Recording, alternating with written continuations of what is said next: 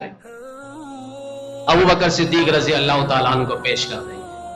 ہم جو صحابہ کرتے ہیں یہ ایسے نہیں ہے، یہ سیاست نہیں ہے۔ قیامت کے دن کل کائنات پر، کل انسانیت پر صحابہ کرام کا احسان ہوگا۔ صحابہ کرام کا احسان آپ دیکھیں، آج قومی اسمبلی پر یہ بل منظور ہو چکا ہے، یہ صحابہ کی مرہون منت ہے اور یہ بل پیش ہونا ہی تھا۔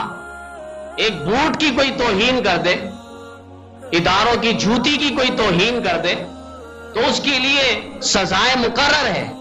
ان کی وردی کی کوئی توہین کر دے، ان کی ٹوپی کی کوئی توہین کر دے، اس کے لیے سزا ہے۔ عدالت کی توہین ہو اور نبوت اور رسالت کی توہین ہو، اس کے لیے کوئی قانون نہیں ہونا چاہیے۔ صحابہ کی توہین ہو، اس پر کوئی قانون نہیں ہونا چاہیے۔ جنہوں نے بھی اس بل کو منظور کروایا وہ سارے قابل ستائش ہے اور اللہ تعالیٰ کے ہاں سے انہیں اجر عظیم کا وہ لوگ مستحق۔ یا ایھا الناس اتقوا ربکم ان زلزلۃ الساعۃ شیء عظیم۔ وقال تعالی فی مقام آخر اذا زلزلت الارض زلزالها واخرجت الارض اثقالها وقال الانسان ما لها يومئذ تحدث اخبارها بان ربك اوحى وقال النبي صلى الله عليه وسلم الكيس من دان نفسه وعمل لما بعد الموت أو كما قال عليه الصلاة والسلام صدق الله وصدق رسوله النبي الكريم ونحن على ذلك لمن الشاهدين والشاكرين والحمد لله رب العالمين۔ يا رب صل وسلم دائما ابدا على حبيبك خير الخلق كلهم، هو النبي الذي ترجى شفاعته لكل هول من الأهوال مقتحم۔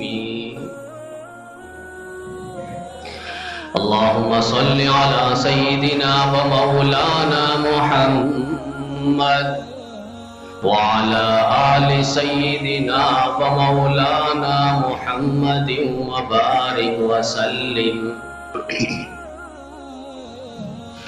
وہ آئے جس کے آنے کی زمانے کو ضرورت تھی، وہ آئے جس کے آنے کی زمانے کو ضرورت تھی، وہ آئے جن کی آمد کے لیے بے چین فطرت تھی، وہ آئے نغمہ داؤد میں جن کا ترانہ تھا،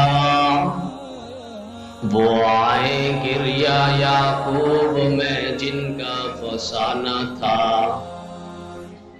وہ آئے جن کی خاطر مضطرب تھی وادی بطحا، وہ آئے جن کے قدموں کے لیے کعبہ ترستا تھا، وہ آئے جن کو حق نے گود کی خلوت میں پالا تھا، وہ آئے جن کے دم سے عرش اعظم میں اجالا تھا۔ میرے واجب الاحترام قابل احترام دوستوں، ساتھیوں، بزرگوں،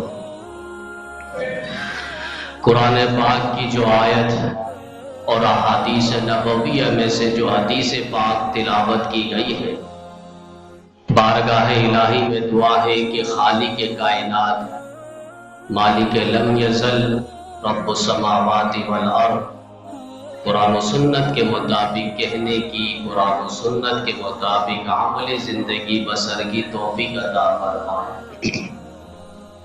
وقت انتہائی مختصر ہے اور موضوع ٹاپک عنوان انتہائی تفصیل اور طویل ہے کہ قرآن کریم کے 30 پاروں کا اگر مطالعہ کیا جائے تو ہر پارے کا بلکہ ہر سورت کا یہ بنیادی مقاصد ہے۔ جو 3 بنیادی مقاصد پر آج گفتگو ہوگی، سر-دس ان 3 مقاصد پہ ایک مقصد پر لب کشائی ہوگی۔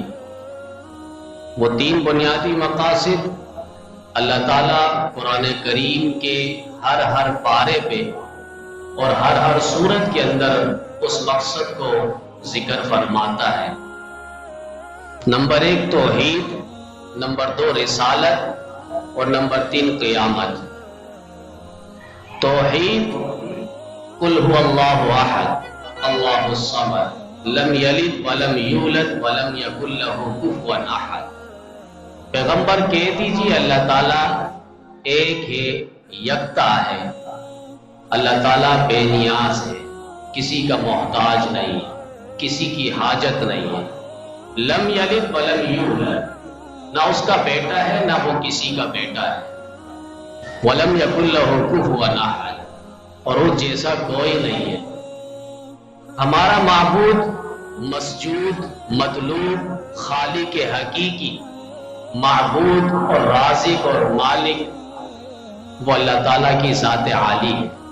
یہ توحید باری تعالیٰ ہے۔ رسالت، ہمارے نبی وہ سید الانبیاء ہے، وہ امام الانبیاء ہے، وہ افضل الانبیاء اور خاتم الانبیاء ہے۔ اللہ تعالیٰ نے سب سے آخری پیغمبر، رسول اور نبی جسے بنا کر بھیجا وہ ہمارے آقا مدنی کریم صلی اللہ علیہ وسلم کی ذات عالی ہے۔ اس کے ساتھ ساتھ اس تیسرا بنیادی مقصد جس پر سر-دس گفتگو ہوگی وہ قیامت کا دن ہے۔ اور قیامت کب آئے گی، اس کے حالات کیا ہوں گے، اس کے نقشے کیا ہوں گے۔ فرمائے کل امرئ بما کسب رہین، ہر بندہ اپنے عملوں کے بدلے میں رہن پہ رکھا گیا ہوگا۔ ہم کوئی چیز کسی سے ادھار پہ لیتے ہیں، پھر اپنی کوئی قیمتی چیز اس کے پاس رکھواتے ہیں گروی کے طور پر۔ اب یہ گروی کے طور پہ جو ہم رکھوا رہے ہیں، ہم جب اس کو وہ رقم، پیسے، ادھار میں لی ہوئی چیز واپس کریں گے تو وہ ہمیں رہن پہ گروی پہ رکھی ہوئی چیز قیمتی مجھے اپنا وہ واپس کرے گا۔ اسی طرح ہر بندہ قیامت کے دن اپنے عملوں کے بدلے میں گروی میں رکھا گیا ہوگا، یعنی ہر بندہ اپنی جان چھڑانے کے، فرمائے کہ اپنی نیکیوں کی صورت میں قیمت ادا کرے گا تو اس کی جان چھوٹے گی۔ تو یہ 3 بنیادی مقاصد میں ایک اہم مقصد جو قیامت کا ہے۔ ویسے اور بھی عقائد ہیں جو تقریباً ان 3 عقائد کے ارد گرد پیش ہوتے رہتے ہیں، جسے ہم کہتے ہیں جزوی عقیدے۔ اور انسان اگر قیامت کے دن پر یقین رکھے اور اس عقیدے پر اس کا نظریہ مضبوط ہو، اس کی سوچ مضبوط ہو، قیامت کے دن کے خوف اس کے دل میں سوار ہو، اللہ کے سامنے پیشی کا خوف اسے ہو، اور اپنے خواہشات کو وہ دبا کر رکھے، صبر و ضبط کے ساتھ رہے، اللہ کے حکموں کے مطابق اور آقا مدنی کریم صلی اللہ علیہ وسلم کی پیاری تعلیمات اور سنتوں کے مطابق وہ زندگی بسر کرے، تو اس کے لیے جو دو بنیادی عقائد توحید اور رسالت ہے، اس پر اس کا خود بخود عقیدہ مضبوط ہو جائے۔ آج سب سے بڑا افسوس کا مقام اور افسوس کی بات جو ہے وہ یہ ہے کہ ہمارا عقیدہ قیامت کے دن کے بارے میں کمزور پڑ چکا ہے۔ ہمیں اللہ کے سامنے پیشی کا یقین نہیں، استحضار نہیں، سوچ نہیں۔ بعض تو کہہ دیتے ہیں کہ مر جائیں گے دیکھ لیں گے وہاں کیا ہوتا ہے، دیکھی جائے گی، وہاں جو ہونا ہے ہم دیکھ لیں گے۔ جیسے انہوں نے بڑی تیاری کی ہوئی ہے، آگ لگ جائے اس کو بجھانے کے لیے ساتھ میں کنواں نہیں کھودتے کہ ابھی کنواں کھودیں گے اس سے پانی نکالیں گے اس آگ کو بجھائیں گے، ایسا نہیں، بلکہ کنواں پہلے ہی کھود کر رکھنا ہوتا ہے تاکہ اس کا پانی وقت پر کام آ جائے، اس کا پانی وقت پر کام آ جائے۔ اب آگ جل رہی ہے، لگ گئی ہے، اس کو بجھا لے۔ اسی طرح انسان موت کی تیاری، آخرت کی تیاری، قیامت کی تیاری وہ پہلے ہی کرے۔ یہ نہیں کہ مرنے کے بعد وہاں دیکھا جائے گا، وہاں کیا ہوگا وہاں دیکھ لیں گے۔ یہ ایسی ہے جیسے کوئی بغیر تیرنے والا بغیر کشتی کے سمندر پہ کود پڑے۔ اب اس کے ساتھ جو وہاں حشر ہوگا، ہر شخص جانتا اس کو تیراکی آتی نہیں ہے، اور وہ سمندر میں بغیر کشتی کے اتر چکا ہے، گر چکا ہے۔ تو موت سے پہلے موت کی تیاری ہو، اور جو چیز جتنی شان والی ہوتی ہے اتنا ہی اس کا نام بھی ہوتا ہے۔ مثال کے طور پر سورۃ الفاتحہ ہے۔ اب یہ سورۃ الفاتحہ یہ انتہائی اہم سورت ہے، پورے قرآن کریم کا خلاصہ، نچوڑ اور لب لباب ہے، اور اس کو سبع مثانی کہا جاتا ہے، سورۃ المثانی بھی کہا جاتا ہے، یعنی بار بار پڑھی جانے والی سورت۔ اب آپ دیکھیں نماز میں ہر رکعت میں سورۃ الفاتحہ پڑھی جاتی ہے، اور بعض مفسرین فرماتے ہیں اس سورت کو اللہ تعالیٰ نے 2 مرتبہ نازل فرمایا۔ اب اس کے آپ نام دیکھیں، سورۃ الفاتحہ، سورۃ الکافیہ، سورۃ الوافیہ، سورۃ الشافیہ، سورۃ ام الکتاب، سورۃ ام القرآن، سورۃ الدعاء، سورۃ الشکر، سورۃ الحمد، سورۃ الاستغفار۔ اب کئی سورتیں، ایک سورت ہے لیکن کئی نام ہیں، ایک سورت اور کئی نام، چونکہ یہ سورت جو ہے وہ شان والی، پورے قرآن کریم کا خلاصہ اور نچوڑ اور لب لباب اگر آپ دیکھنا چاہتے ہیں تو سورۃ الفاتحہ ہے، اور سورہ فاتحہ کا خلاصہ آپ دیکھنا چاہتے ہیں ایاک نعبد و ایاک نستعین۔ تو اسی طریقے سے قیامت کا جو دن ہے یہ بھی ایک شان اور مقام اور ایک ہیبت اور المناک دن ہے، ایک بہت بڑا حادثہ ہے اور ایک بہت بڑی خبر ہے۔ قرآن کریم نے بھی اس کے جو نام گنوائے وہ آپ سن کے حیران رہ جائیں گے۔ ہم تو یہی سنتے ہیں یوم القیامہ، قیامت کا دن، اس کو یوم الحسرہ بھی کہتے ہیں، افسوس کا دن، ہائے افسوس ظالمین کہیں گے، یوم یعض الظالم علی یدیہ ویقول یا لیتنی لم اتخذ فلانا خلیلا۔ ظالمین اس وقت پکاریں گے، آئے کاش افسوس ہم فلاں کو اپنا دوست ہی نہ بناتے، اس نے میرا دین بگاڑ دیا، میرے اعمال بگاڑ دیے، میں نے اس کو جگری دوست بنایا تھا، اس کے ساتھ اپنی ساری زندگی میں نے ختم کر دی تھی۔ اب وہ افسوس کے ساتھ اپنے ہاتھ کو کاٹے گا، اور کاٹتے کاٹتے وہ اپنے پورا ہاتھ کھا جائے گا۔ یوم الحسرہ، قیامت کے دن کو یوم التغابن بھی کہتے ہیں، فیصلے کا دن۔ یوم یجمعکم لیوم الجمع ذالک یوم التغابن، آج جمع کرنے والے اس دن میں اللہ تعالیٰ لوگوں کو تمہیں جمع کریں گے، اور آج کا دن فیصلہ کن معرکہ ہوگا۔ ان یوم الفصل، قیامت کے دن کو یوم الفصل بھی کہتے ہیں، روز قیامت، بروز قیامت، روز ندامت، روز انصاف، روز فیصلہ، روز کھٹکھڑانے والا، روز ملاقات۔ آج ملاقات کا دن ہے، قرآن کریم میں اللہ کہہ رہا ہے سأل سائل بعذاب واقع للکافرین لیس له دافع. کہیں اللہ نے فرمایا اذا وقعت الواقعہ، جب واقع ہونے والی واقع ہو جائے گی. واقع ہونے والی یہ قیامت ہے. القاریہ ملقاریہ، کھڑکھڑانے والی چیز. کیا کھڑکھڑانے والی چیز؟ وما ادراک ملقاریہ، تمہیں کیا معلوم کھڑکھڑانے والی چیز کیا ہے؟ یوم یکون الناس کالفراش المبثوث، انسان بکھرے ہوئے پروانے کی طرح ہوں گے، بکھرے ہوئے پروانے کی طرح. وتکون الجبال کالعہن المنفوش، اور یہ جو پہاڑ ہمیں کیٹو اور ہمالیہ پہاڑ ہمیں بلند ترین جو پہاڑ نظر آ رہے ہیں، یہ رنگ برنگ دھنی ہوئی اون کی طرح ہوں گے، ادھر ادھر بکھرے ہوئے ہوں گے. اللہ تعالیٰ انہیں چلا دیں گے، ریت اور ذرات بنا کر ان کو اللہ تعالیٰ اڑا دیں گے. اذا زلزلت الارض زلزالہا، ایک اور صورت اللہ نے فرمایا کہ یہ جب زمین کو ہلا دی جائے گی، زمین کو آج جھنجھوڑا جائے گا. اذا زلزلت الارض زلزالہا واخرجت الارض اثقالہا، اور زمین کے اندر جتنی بوجھ ہے زمین اس کو نکال کر باہر پھینکے گی.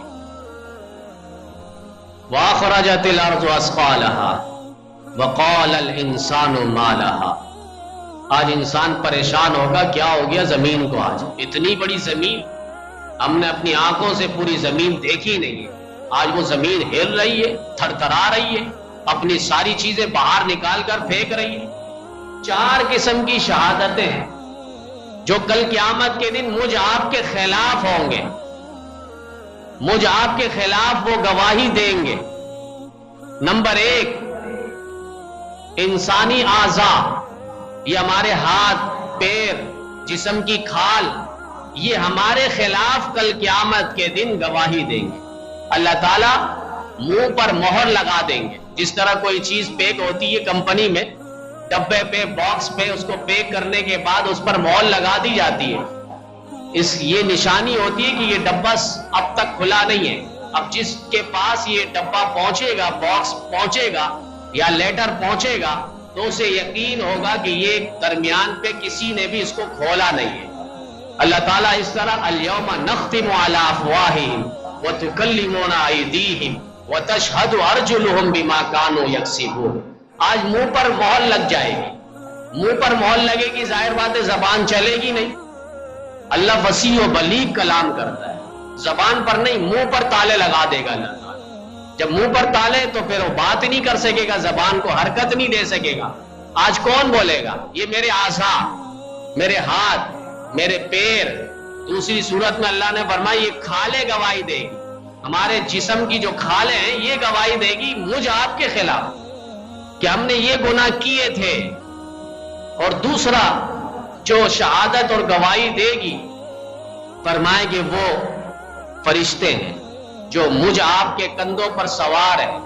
قرآن کریم میں اللہ نے فرمایا وَإِنَّ عَلَيْكُمْ لَحَافِظِينَ کِرَامًا کاتبین یعلمون ما تفعلون. تم پر یہ نگہبان قائم ہے، محافظ ہے، فرشتے ہیں، اور یہ لکھ رہے ہیں جو تم کر رہے ہو. رات کی اندھیر نگری کے اندر ہو یا دن کے اجالے میں یا کسی سناٹے میں تم کر رہے ہو، فرمایا یہ ساری چیزیں فرشتے لکھ رہے ہیں. وَإِنَّ عَلَيْكُمْ لَحَافِظِينَ کِرَامًا کاتبین.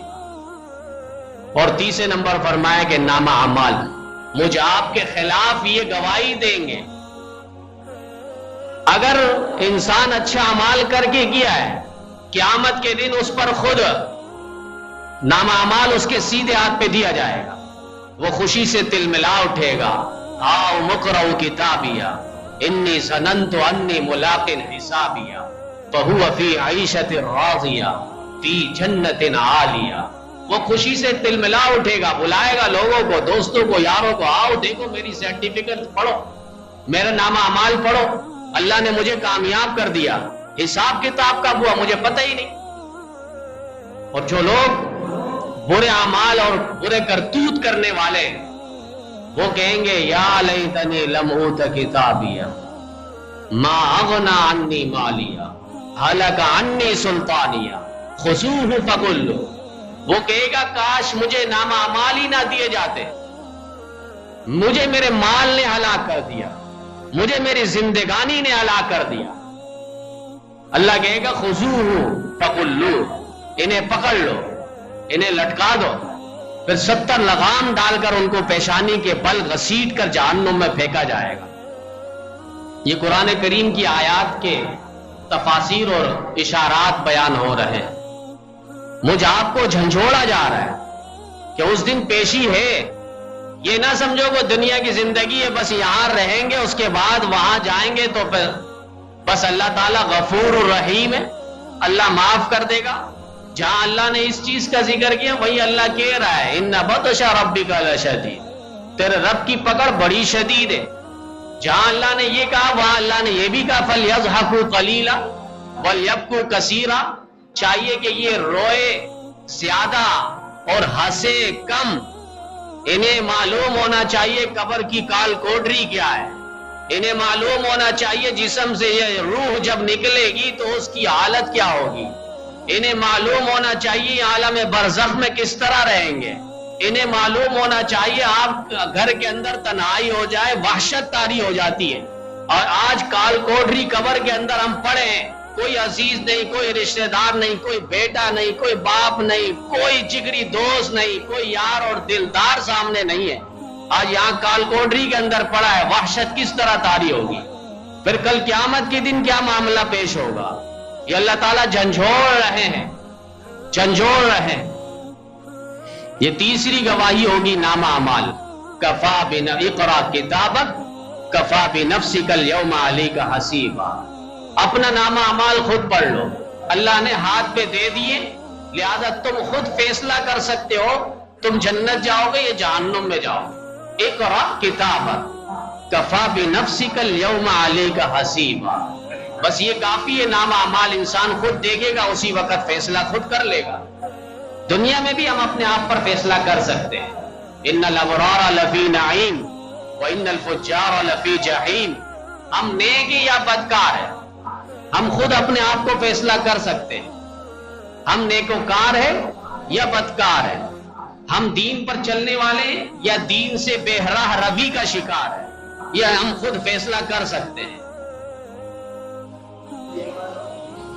یہ تیسرے گواہ اور شہادت ہوگی انسان کے اپنے خلاف، اور چوتھی جو گواہی ہوگی اور شہادت ہوگی جس کی میں تلاوت کر رہا تھا، یومئذ تحدث اخبارہا، یہ زمین جو ہے یہ مجھ آپ کے خلاف گواہی دے گی، اللہ تعالیٰ سے بات کرے گی کہ اللہ اس انسان نے فلاں موقع پہ میرے سینے پہ اس نے یہ گناہ کیے، یومئذ تحدث اخبارہا بأن ربک اوحی، اس وقت کیا حالت ہوگی آپ تصور کریں۔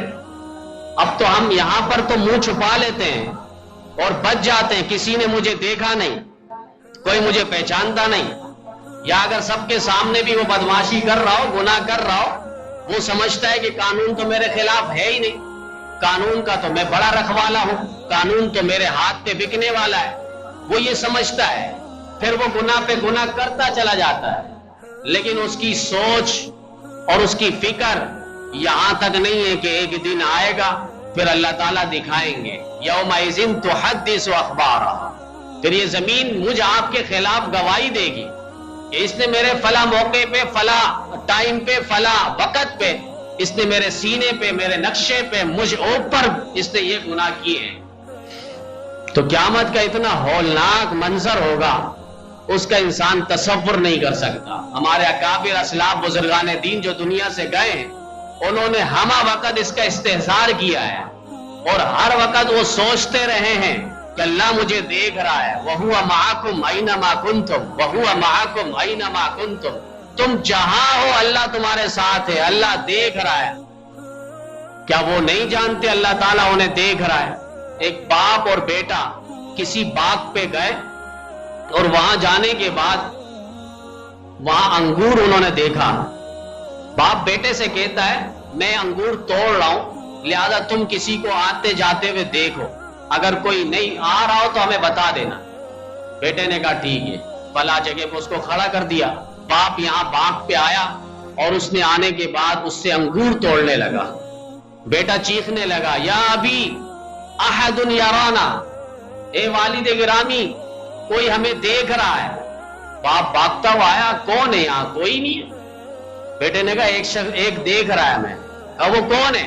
کہا اللہ دیکھ رہا ہے، اللہ ہمیں دیکھ رہا ہے، کوئی نہیں دیکھ رہا، اللہ ہمیں دیکھ رہا ہے۔ یہ استحزار رہا ہے ہمارے اکابر اسلاف بزرگان دین کا۔ حضرت بہلول رحمت اللہ علیہ بہت بڑے دانا اور عقل مند انسان گزرے، مجذوب۔ ایک دن جا رہے راستے میں کچھ بچوں کو دیکھا کھیل رہے ہیں، ایک بچے کو دیکھا سائڈ پہ بیٹھ کے وہ مغمون ہے، فکر مند ہے، پریشان ہے۔ اس بچے کے قریب ہوئے، پوچھا بچے آپ نہیں کھیل رہے ہو؟ کہا حضرت مجھے آپ یہ بتائیے کیا اللہ نے قرآن میں یہ نہیں کہا افحسبتم انما خلقناکم عبثا، کیا تم گمان کرتے ہو اللہ تعالیٰ نے تمہیں بیکار پیدا کیا ہے؟ اس آیت پہ میں سوچ رہا ہوں، اللہ نے ہمیں بیکار پیدا نہیں کیا۔ حضرت بہلول نے کہا چھوٹے ہو، بچے ہو، ابھی آپ یہ سوچ رہے ہو، فکر مند ہو، آپ بھی کھیلو ان کے ساتھ۔ کہا کہ نہیں، میری ماں جب آنکھ جلاتی ہے تو اس پہ چھوٹی چھوٹی وہ لکڑیاں ڈالتی ہے تاکہ آنکھ بھڑکے، تو میں نے سنا ہے کہ آنکھ جہنم میں اللہ تعالیٰ بھڑکائیں گے، ہم چھوٹے بچوں کو ڈال کے اس پہ بھڑکائیں گے، ایسا نہ ہو مجھے اس پہ ڈال کے اللہ تعالیٰ جہنم کی آنکھ کو بھڑکائے۔ نوجوان تو چھوڑیں، ولی اور بزرگ تو چھوڑیں، یہ چھوٹا معصوم بچہ کہہ رہا ہے قیامت کا تصور کر کے اور اللہ کے حضور پیشی سے اتنا خوف زدہ ہے، یہاں تک کہ امام الانبیاء صلی اللہ علیہ وسلم نے کیا فرمایا، یا لیت رب محمد لم یخلق محمدا، کاش محمد کا رب محمد کو پیدا ہی نہ کرتا۔ قیامت کا استحزار آپ دیکھیں، اللہ کے حضور پیشی اور خوف کو آپ دیکھیں۔ امام الاولیاء، امام الصحابہ حضرت سیدنا ابو بکر صدیق رضی اللہ تعالیٰ عنہ کیا فرما رہے ہیں، جسے عاشرہ مبشرہ، جنہیں نبی نے جنتی کہا، اللہ نے صدیق کہا، اللہ نے کہا وَسَيُجَنَّبُ الْأَتْقَى، جس پر تفصیلی بات ہوئی ہے۔ وہ ابو بکر صدیق اپنے بارے میں کیا کہہ رہا ہے، یا لیتنی کنت عصفورا، کاش میں ایک چڑیا ہوتا، کاش میں کسی مومن کے بدن کا بال ہوتا، کاش میں درخت کا پتا ہوتا، کاش میں کوئی تنکا ہوتا، کوئی گھاس کا تنکا ہوتا، جانور اسے کھا لیتے، کاش میری ماں مجھے جنتی ہی نہ۔ یہ کون؟ ابو بکر صدیق رضی اللہ تعالیٰ عنہ۔ ایسے لوگ تھے جنہیں اتنا خوف تھا۔ ابن مسعود رضی اللہ تعالیٰ عنہ کے پاس ایک سائل آیا اور اس نے آ کر ایسی بات کی، یا لیتنی اکون من اصحاب الیمین، کاش میں اصحاب یمین میں سے ہوتا، قیامت کے دن ہو جاؤں، جنہیں اللہ نامہ اعمال سیدھے ہاتھ پہ دیں گے، انتہائی خوشبخت لوگ ہوں گے۔ ابن مسعود تڑپ کے آگے جملہ کہہ رہے ہیں، وہ جملہ کیا ہے؟ فرمایا یا لیتنی اذ مت لم ابعث، کاش میں مر جاؤں اور اٹھایا نہ جاؤں، میں مر جاؤں اور قیامت کے دن مجھے اٹھایا ہی نہ جائے، میں حساب کتاب کے لیے پیش ہوں، اللہ کے حضور پیش ہوں، یہ میرے اندر طاقت اور سکت اور ہمت اور جرت ہے ہی نہیں، یہ برداشت اور بہادری ہمارے اندر ہے ہی نہیں۔ اور قرآن کریم میں اللہ نے ایک اور جملہ کہا جسے پڑھ کے میں اب تک حیران ہوں، لِيَسْأَلَ الصَّادِقِينَ عَنْ صِدْقِهِمْ، اللہ تعالیٰ سچوں سے سوال کریں گے، سچائی سے متعلق، سچوں سے ان کی سچائیت سے متعلق سوال ہو رہا ہے۔ پھر جھوٹوں کا کیا عالم ہوگا؟ جو سچے لوگ ہیں ان سے بھی اللہ سوال کریں گے، پھر میرے جیسے جھوٹوں کا پھر کیا حال ہوگا، جو بات بات پر جھوٹ، پوسٹ شیئر کرتے ہیں اس پر جھوٹ، فیس بک کے اندر جھوٹ، یوٹیوب کے اندر جھوٹ، سوشل میڈیا کے اندر جھوٹ، ہر جگہ جھوٹ کی افواہیں وہ پھیلا رہے ہیں، تو پھر ہمارے لیے کیا عالم ہوگا جنہیں اللہ سچوں سے متعلق، سچوں سے اللہ سوال کریں گے، تو جھوٹوں کا کیا عالم ہوگا۔ کل قیامت کے دن اللہ تعالیٰ جہنم کو پیش کریں گے، میدان حشر میں 19 لگامیں ہوگی، ایک بہت بڑا فرشتہ لا رہا ہوگا جس کی قیادت میں 70,000 فرشتے ہوں گے، اور وہ جہنم بڑی بھڑکتی ہوئی آگے بڑھ رہی ہوگی، تکاد تمیز من الغیظ، قرآن کریم میں اللہ نے فرمایا غصے سے قریب ہے وہ پھٹ نہ جائے. انبیاء بھی تھر تھرا رہے ہوں گے, کپا رہے ہوں گے, ایسی وحشت طاری ہوگی. اور اس کے بعد وہ جہنم کہے گی اللہ مجھے اپنے نافرمان بندوں پر مسلط کر دے. سارے لوگ پریشان, حساب کتاب کا معاملہ شروع ہو. آدم علیہ السلام کے پاس جو جائیں گے, یہ ابو الانبیاء ہے, تمام انبیاء کے باپ ہے, تمام انسانیت کے باپ ہے. شاید ان کی فریاد اللہ تعالیٰ سن لے. آدم علیہ السلام کے پاس جائیں گے, وہ کہیں گے میں تو ممنوع درخت سے نہ ہٹ سکا, اور اس درخت کو میں پھل کھا چکا ہوں جس کے اللہ تعالیٰ نے مجھے منع فرمایا تھا, غلطی سے مجھے یہ کام ہو گیا, لہذا میں تو اللہ سے کچھ فریاد نہیں کر سکتا, اس کی طاقت نہیں ہے. پھر وہ نوح علیہ السلام کے پاس لوگ جائیں گے. نوح علیہ السلام کہیں گے میں نے ایک بیٹے کے لیے اللہ تعالیٰ سے فریاد کی تھی, اللہ نے محبوبانہ خطاب فرمایا تھا اور فرمایا تھا آپ اب اس کے بارے میں مجھ سے سوال نہیں کرنا, اس کے بارے میں اب سوال نہیں کرنا. ہم نے کہا تھا آپ کے اہل و عیال کو بچائیں گے, لیکن اہل و عیال سے وہ لوگ مراد ہیں جن کا عمل صالح ہو, جو نیک اعمال کرنے والے ہو, جن کا ایمان آپ پر بھی ہو اور مجھ اللہ پر بھی ہو. اور آپ کے بیٹے کا تو اعمال ٹھیک نہیں تھے, وہ آپ پر ایمان ہی نہیں لایا تھا, میری ذات کو اس نے مانا نہیں تھا, تو میں کیسے آپ کی فریاد اور دعا کو سن لوں؟ تو ایسا نہ ہو اللہ مجھ سے پھر غصہ ہو جائے, لہٰذا میں نہیں اللہ سے بات کرتا. پھر وہ چلتے چلتے ابراہیم علیہ السلام پر سارے لوگ آئیں گے. ابراہیم علیہ السلام بھی منع فرما دیں گے. موسیٰ علیہ السلام کے پاس آئیں گے, وہ کہیں گے میں نے تو ایک شخص کو مکہ مارا تھا, غلطی سے اس کی موت ہو گئی, اب ایسا نہ ہو اللہ مجھ سے اس کے بارے میں پوچھ لے. پھر وہ سارے لوگ حضرت عیسیٰ علیہ السلام کے پاس آئیں گے.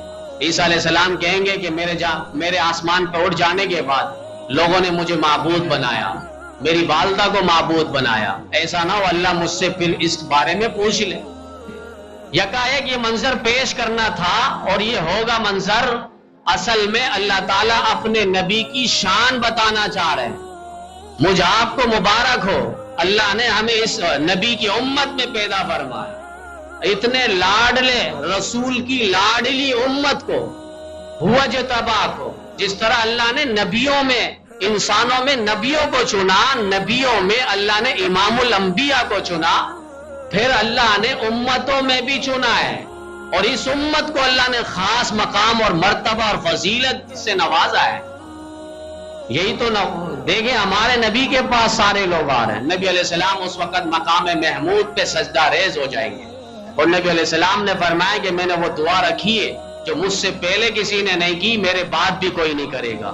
اور اس دعا کے اندر اللہ کی ایسی تعریف ہوگی, ایسی حمد و ثنا ہوگی, بالآخر اللہ تعالیٰ فرمائیں گے محبوب ارفع رأسک, آپ سر اٹھائیے, سل تعطا, اشفع تشفع, مانگی آپ کیا مانگتے ہیں, لب کھولے, آپ لب کھولے, آپ کہنا کیا چاہتے ہیں, آپ کی ساری مرادیں پوری کی جائیں گی.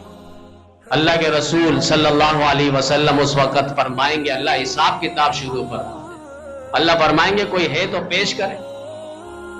ابو بکر صدیق رضی اللہ تعالیٰ عنہ کو پیش کر دیں گے. ہم جو صحابہ کرتے ہیں یہ ایسے نہیں ہے, یہ سیاست نہیں ہے.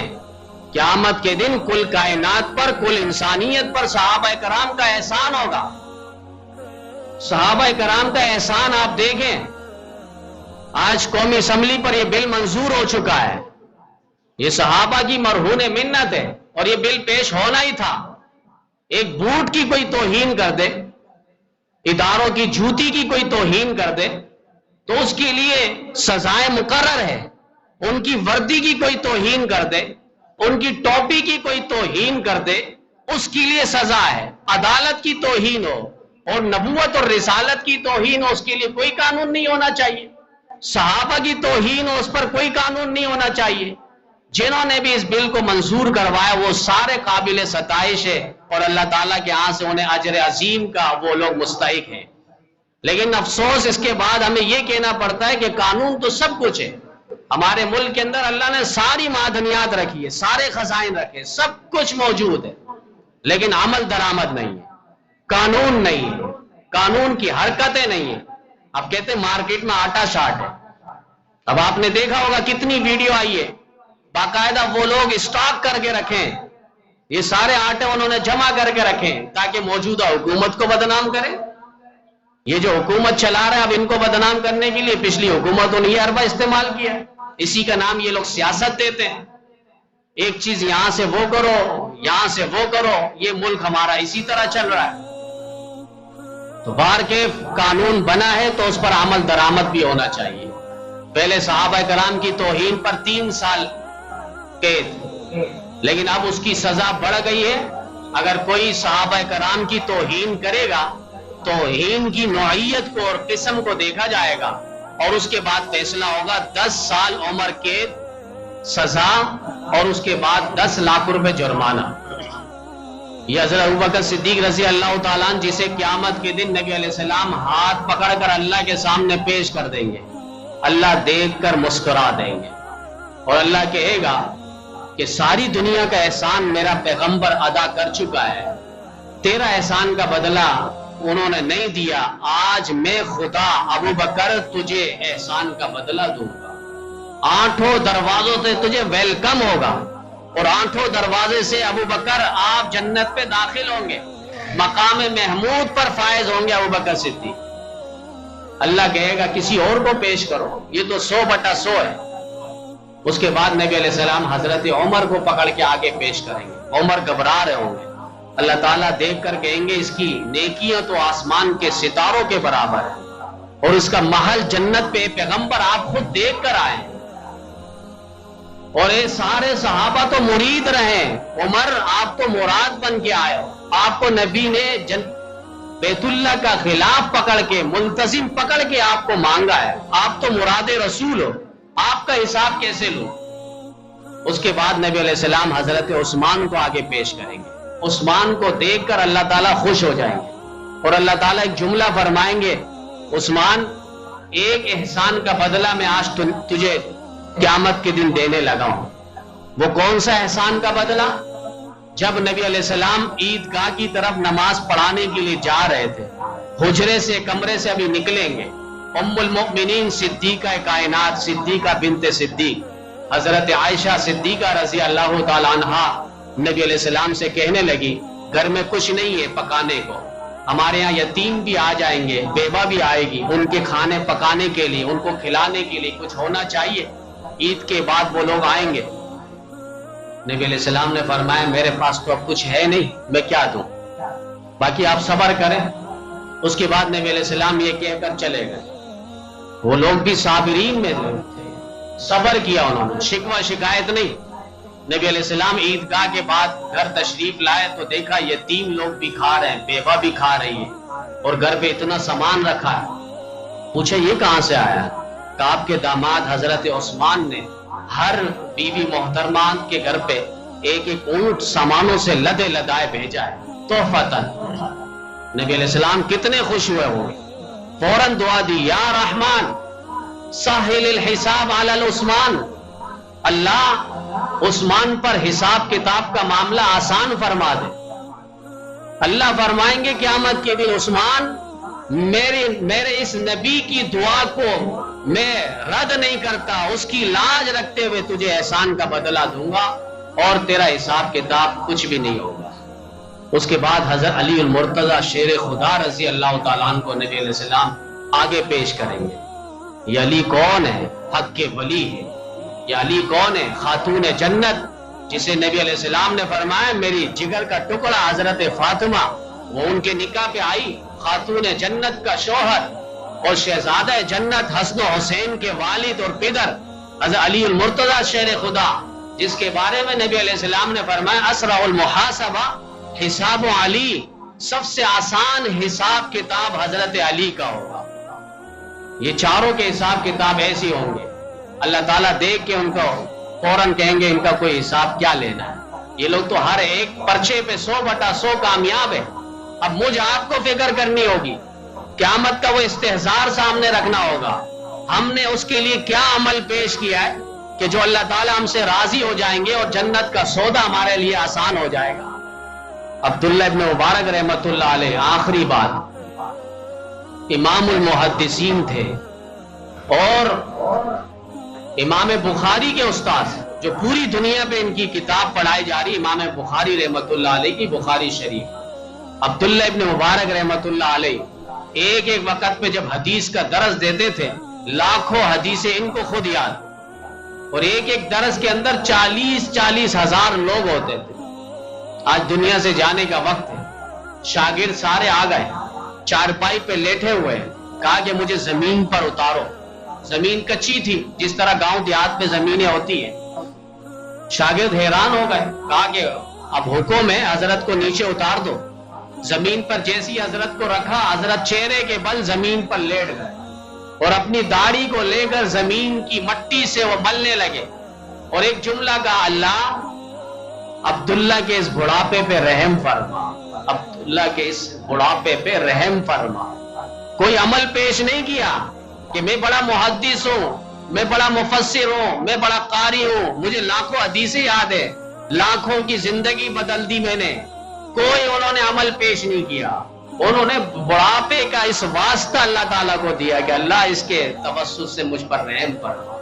تو ہم کوشش کریں کہ یہ زندگی ہے, چند دن کی زندگی ہے, اس کو ہم ہر اعتبار سے سونا اور جواہر بنائیں اپنے اعمال کے ذریعے, تاکہ کل قیامت کے دن اللہ کے حضور پیش ہو تو اللہ تعالیٰ ہمیں دیکھ کر مسکرا دے اور خوش ہو جائے اور بغیر حساب کتاب کے ہمارا جنت پہ داخلہ ہو جائے. ایک اعلان سماعت فرما لیں.